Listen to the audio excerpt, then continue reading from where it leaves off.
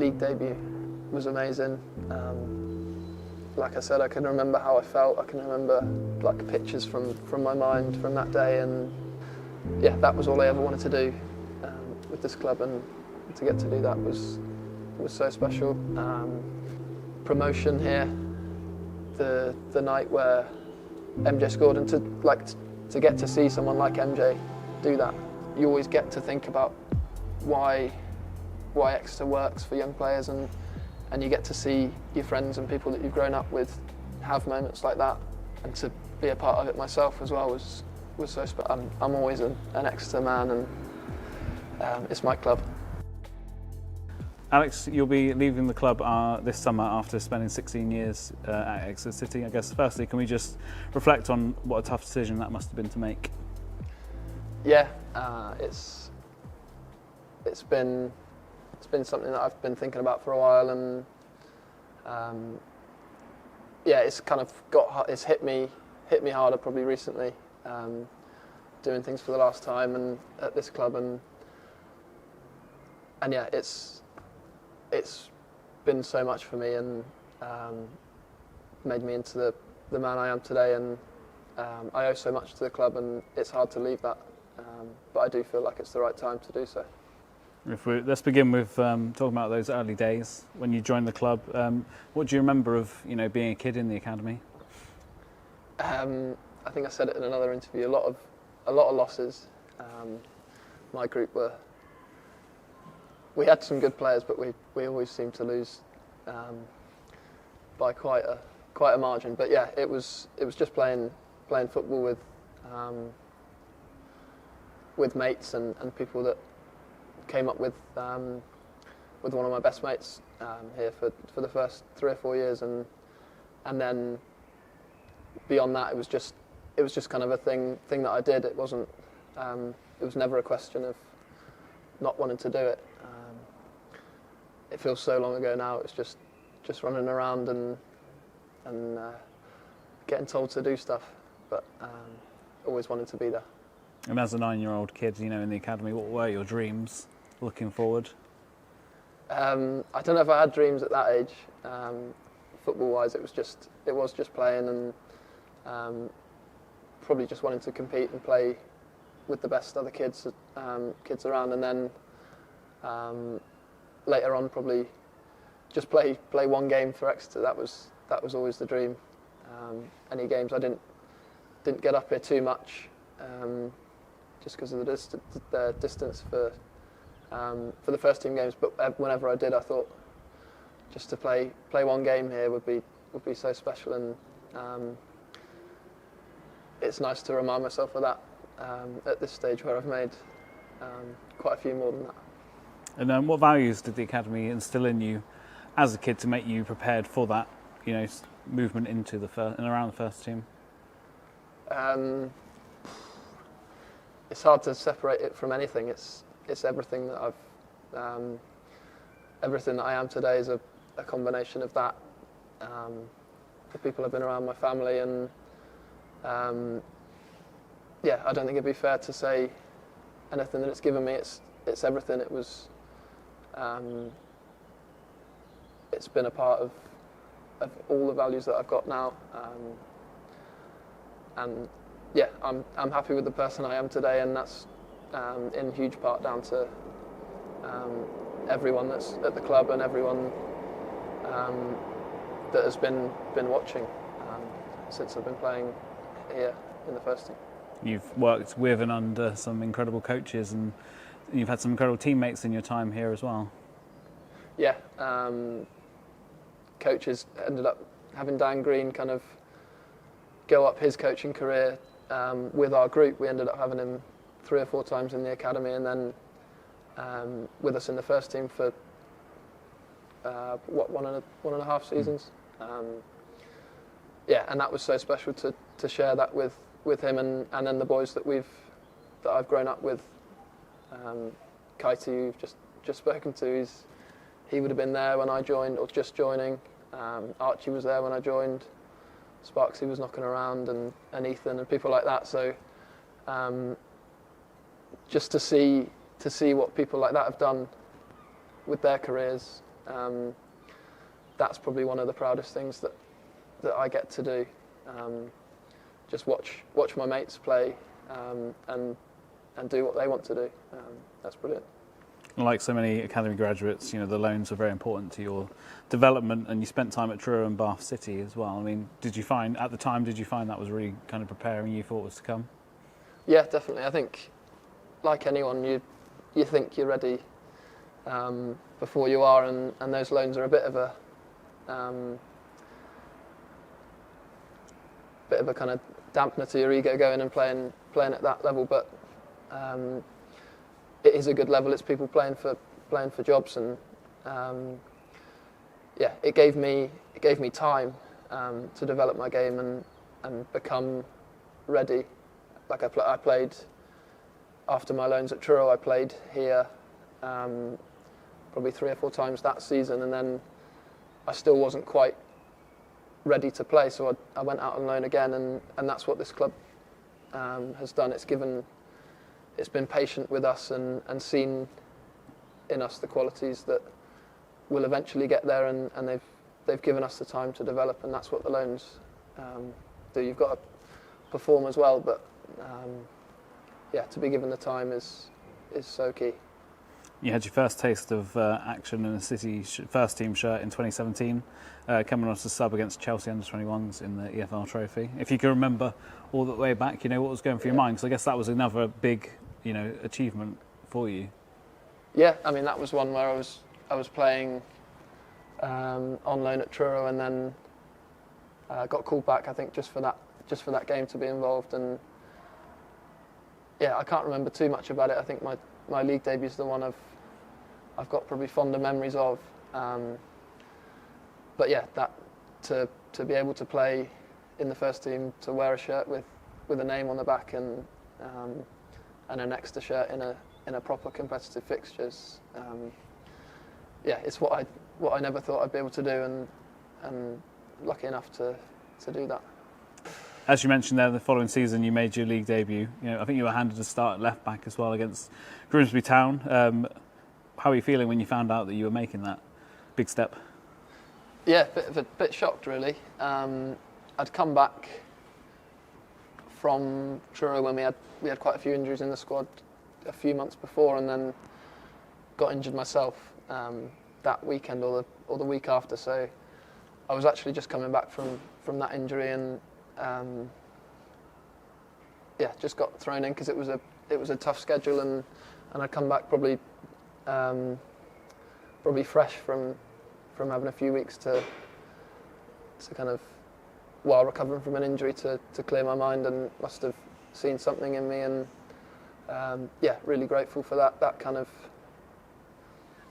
even though probably didn't go on and play as many games that year as I wanted to, having that experience gave me so much, and probably gave me time to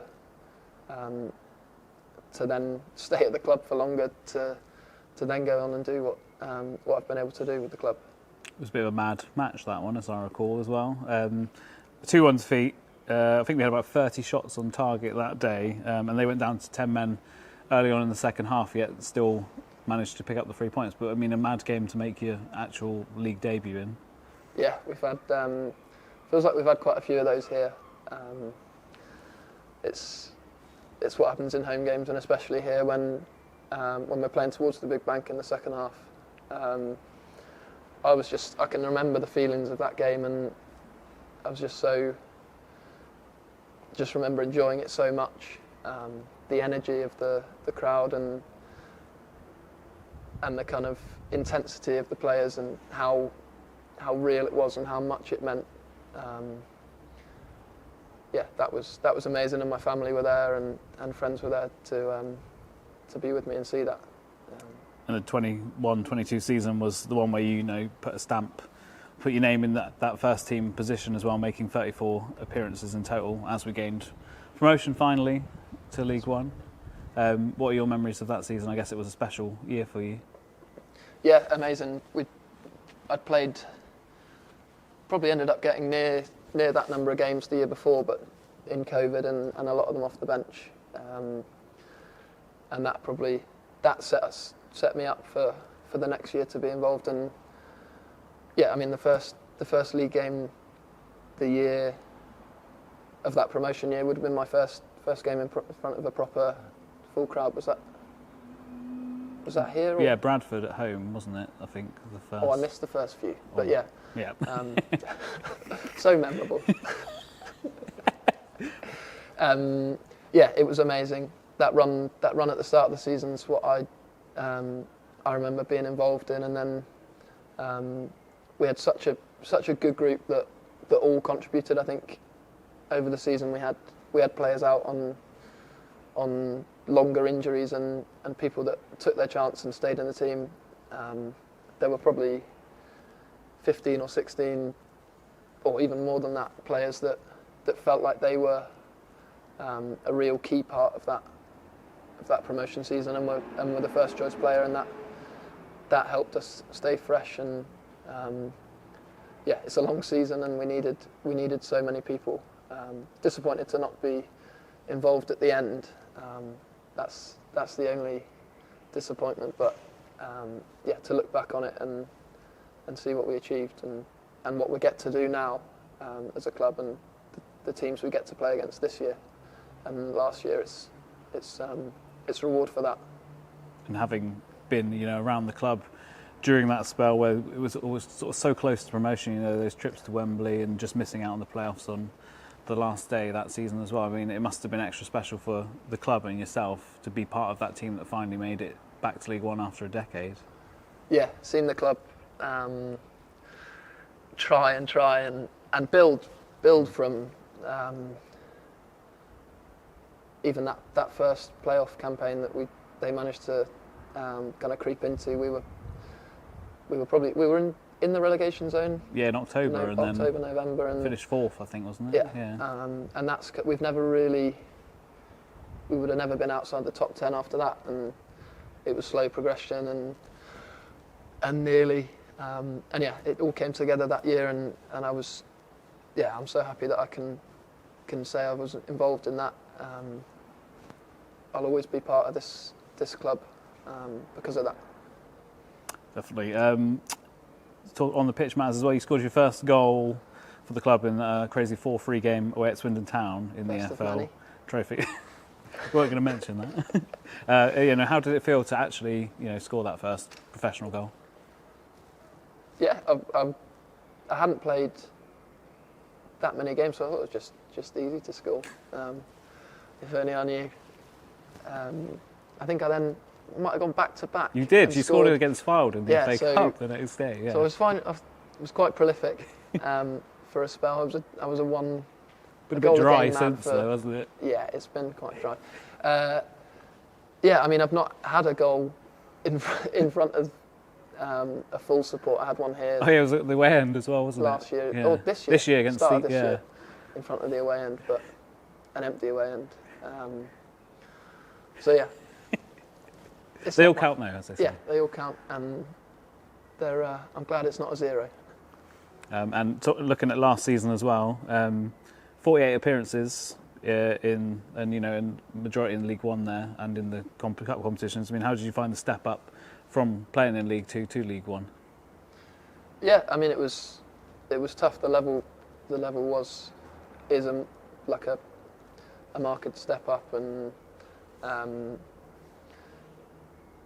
it felt like we had momentum from the previous year, and it didn't feel. That probably meant that it didn't feel so big, and yeah, I felt comfortable in that, and that's probably been the story of my career, kind of a real steady progression, and nothing too fancy, but yeah, coping at different levels and getting the opportunity when I'm ready for that. I think it came at the right time for a lot of us. That'll be why we get out of League Two. We've got players that are capable of playing at the next level, and yeah, it felt like it was the right step for all of us players, and to be able to do it with the club, it was so special. Some of the days we had, remember kind of Sheffield Wednesday, where we're just 5 of us academy boys before the game, just knocking the ball around on the pitch, and we get to do that. That was our youth team. We would have been doing that out of the Cat and Fiddle so many times, and to do that at stadiums like that, that will live long in the memory. And this season, you made 35 appearances as well. I mean, the majority of those coming in the first half of the season. You know, you've had quite a large spell where you're out of the team. I mean, how did you find that personally? Yeah, tough season really. Started so well, and then went on a tough run that no one would have felt good in that, and it was all about just kind of sticking at it and hoping things turned around. It's felt like we turned a corner kind of just before Christmas and got things nearly right, and then it's been amazing to see the football we're playing these last kind of month or two. It shows why what we were doing was the right thing to do, even if it wasn't kind of coming off when confidence was low. Disappointed not to kind of keep my place in the team, but it's probably something that I've not had since I've played. I've had a steady rise, and to have a setback's not definitely not the worst thing to have. I've had to reflect on things myself, and I feel like I've learnt so much from this, even though I've not been playing. It might be a blessing in disguise. And Gary brought you back into the team, recently, and you had that appearance here at St James Park where you picked up man of the match as well. Was paraded on Pierce Sweeney's shoulders as well. So it must have been nice to have that opportunity as well to come back in and show exactly what you can do. Yeah, it was nice to play in the Cheltenham game as well, and get a couple of games. More so the Cheltenham game because it felt like it still meant quite a lot to kind of doing what we wanted to do and stay in this division. I don't think I realised how much I'd enjoy kind of a send-off and a day where I can really soak it in. But that home game against Stevenage was amazing for me. Be a bit selfish and have it about me, which I've not had in my time here. I've kind of gone about my business quietly, and it was really nice to get that recognition, and I saw so many people once it was kind of clear that it would have been my last game, and the conversations I had that day was it was really nice to hear from so many people that I've known for so long, or have known me for so long, and then at that point I get the chance to hear from them. And you'll leave the club having made 154 appearances at just 25 years old as well, so something that's really going to set you up for what comes next in your future career. I can only it's a platform that I've managed to build, and it feels like I've been here a long time to get those appearances, and even without it being, I don't want to diminish it and say it's a platform for a future career. It's 150 times that I get to play for Exeter, and probably half of them that are here. So just amazing experiences that I get to do. I've been able to do week in, week out, and that's what I'm grateful for. One thing we can't help but mention is a surreal moment. That celebration gif when you scored against Swindon, as we mentioned earlier, and ended up getting thousands of retweets on Twitter, and even ended up on Have I Got News For You as well. So that must have been a moment you probably didn't expect when you joined us as a 8 or 9 year old. No, I didn't have it stored up since then.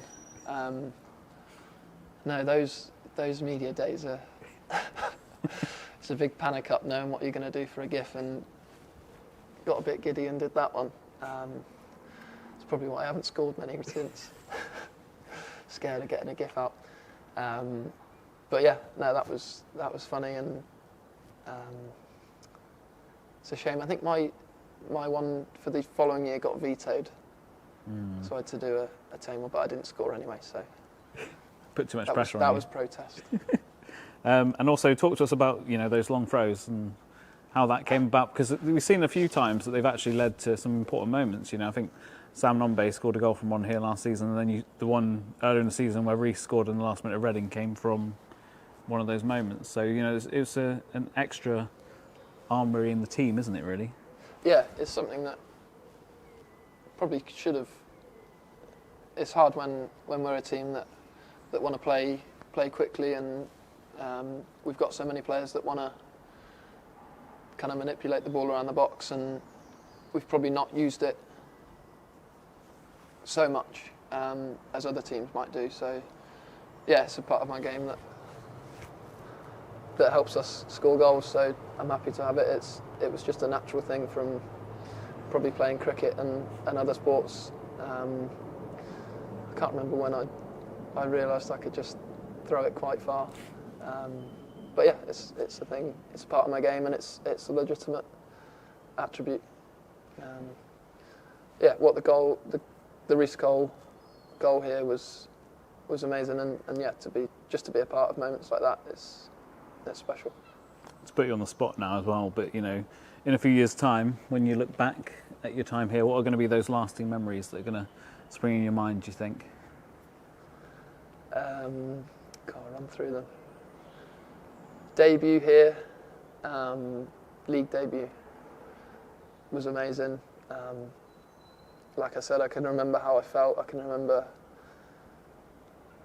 pictures from my mind from that day, and yeah, that was all I ever wanted to do with this club, and to get to do that was so special. Promotion here, the night where MJ scored, and to get to see someone like MJ do that. I think I've said it's to see people that have come up, and people talk about the academy and how brilliant it is. So you always get to think about why Exeter works for young players, and you get to see your friends and people that you've grown up with have moments like that. And to be a part of it myself as well was so special. Shame I wasn't on the pitch, but I don't mind. It was amazing anyway. And you've obviously seen how much the club has grown over the last 5 or 6 years, not just in terms of attendances, but the facilities at the training ground, the facilities here at the club, the new stands and everything. So it's definitely a club which is always trying to improve itself. Yeah, it's from where it was when I joined. I can't remember if there was still a little stream running through the training ground. The old building was still there, and they were just building those academy porter cabins, or putting them up. So yeah, what we've got now is unrecognisable from that, and so many other things.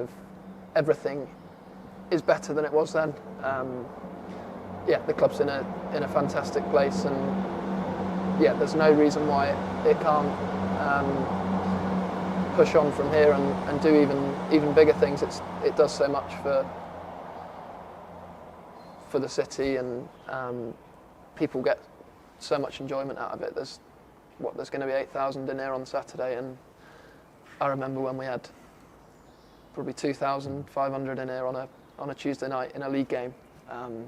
So to see that change, and yeah, I think the club's going to go on from here, and yeah, it's a shame I can't be a part of it, but I think it's right for both parties to kind of go our separate ways, and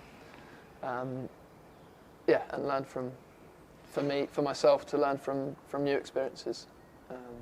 But yeah, I'm always an Exeter man, and it's my club. And just to finish as well, as an academy, a product of the academy, it always feels like you guys kind of have that really strong link with the fans, and they always want you to do really well and be the best you can be. And you hear the songs that are sung on the Big Bank, and and people wanting to have your autographs and things. And that, have you got a message for the fans that have showed that amazing support for you in your time here? Yeah, thank you. They want to see us do well. They want to. They're as proud as we are of the young players that come through, and they know the work that goes into it. And I think they get to see us as humans. Some people probably don't. But they're still invested in us as people and players. So thank you for sticking with me over through the times that were tougher, and the club's in great hands. It's going to enjoy the next however many years, and thank you. Well, thank you too, Alex. Thanks for your Thank you, Scott. dedication to the club. You can tell from this interview just how much it's meant to you over those years. So I know it's going to be a difficult transition, but a very exciting one for you. So hope it all goes well, and we'll be keeping an eye on how you do. Thank you, Scott.